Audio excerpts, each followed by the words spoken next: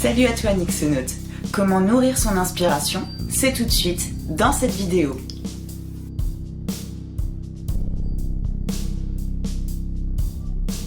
L'inspiration demande de l'ouverture, mais aussi du calme et de l'attention. Pour nourrir ton esprit, il va falloir qu'il ait faim. En d'autres termes, pour développer ton imaginaire et exploiter ce qu'il te propose, tu auras certainement besoin d'avoir l'esprit libre pour accéder à ta créativité.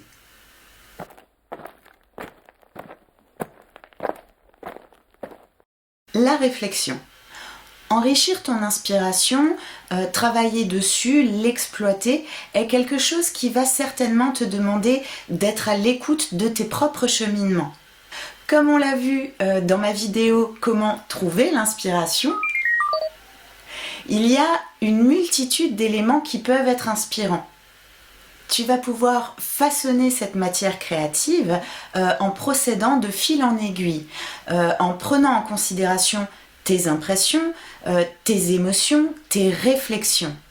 En fait, tout ce que t'évoque cette matière créative.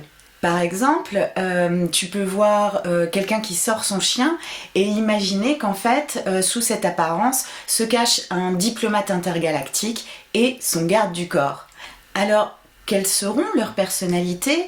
Comment ce diplomate en est-il arrivé à cette situation où finalement, il doit faire ses besoins dans un canicite?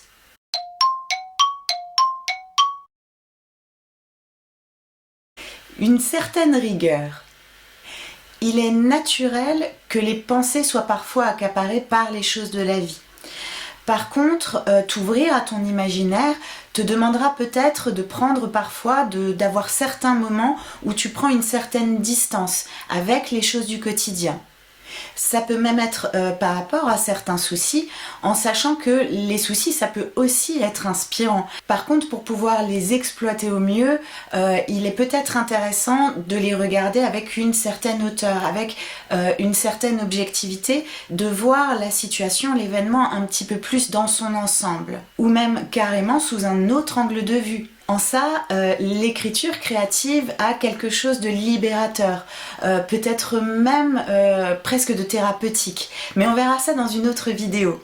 Il sera donc important que tu puisses te plonger dans tes réflexions, te plonger dans ton univers imaginaire. Alors, ça demande quelquefois un travail sur soi, mais ce que ça va te procurer de te considérer avec bienveillance et de valoriser qui tu es, ce sera quand même un joli cadeau.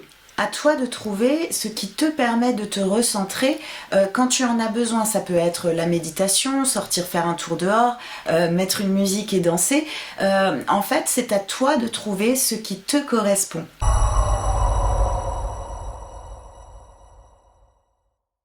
À l'écoute de ton imaginaire et bien plus. Une fois que tu es à l'écoute de ton imaginaire, il se peut qu'il y ait des besoins spécifiques qui se précisent, comme par exemple des besoins en termes d'information.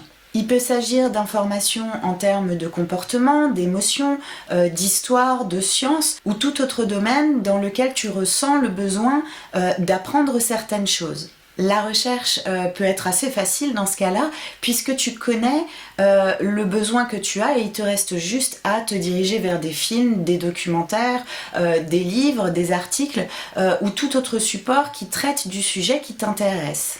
À d'autres occasions, il est possible que tu aies besoin de faire preuve de plus d'astuces.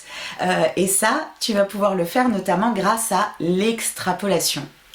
Le simple fait d'imaginer quelles pourraient être les conséquences de certaines idées que tu places dans ce que tu es en train de créer peut s'avérer être une ligne conductrice précieuse. Par exemple, si certains individus présentent une longévité exceptionnelle, est-ce que ça va les rendre plus sages et plus sereins, ou est-ce qu'au contraire ça va faire d'eux des envahisseurs par besoin d'espace ou de ressources ? En fait, plus tu vas laisser ton imaginaire s'amuser et plus ça va devenir naturel. Et si tu peines un petit peu par moment ou au début, eh bien tu peux te dire que c'est le temps d'un échauffement. Et puis si c'est facile pour toi, eh ben il te reste plus qu'à voyager.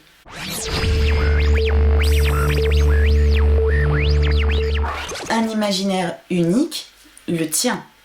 Ici, je pense qu'il est important d'aborder certaines craintes, puisqu'en effet, depuis notre naissance, on est exposé quotidiennement aux créations d'autres créateurs. On est donc influencé par ces créations quotidiennement. Par contre, ce que tu feras de cette matière créative, ça n'appartiendra qu'à toi. Ta création découlera de qui tu es, de tes expériences, elle sera imprégnée de tes émotions, de tes réflexions, de tes cheminements, mais aussi de tes rêves. Alors pour ça, fais-toi confiance et ose proposer quelque chose qui te ressemble.